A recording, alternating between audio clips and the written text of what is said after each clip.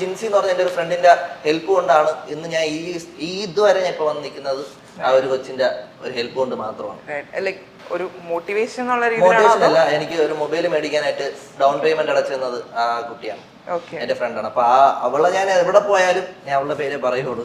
കാരണം അവൾ ആ സമയത്ത് അത് ചെയ്തു തന്നില്ലായിരുന്നുണ്ടെങ്കിൽ ഉറപ്പായിട്ടും നമ്മളുടെ ഒരു ആം സൂപ്പർ ഹീറോയോ ആടലോടെ ഒരു ക്രൂവോ ഉണ്ടാവാൻ പോകുന്നില്ലായിരുന്നു. PSC ആയിരുന്നു ഇന്റൻഷൻ എന്ന് പറഞ്ഞില്ലേ, ഇപ്പോഴും അതേ സ്റ്റാൻഡിൽ തന്നെയാണോ? ഇപ്പൊ അല്ല അല്ല അല്ല കാരണം അതല്ല, ഓൾറെഡി എൻ്റെ ഫാമിലി എന്ന് പറയുന്നത് ഒരു സാധാരണ ഒരു തയ്യക്കാരനായിരുന്നു എൻ്റെ അച്ഛൻ.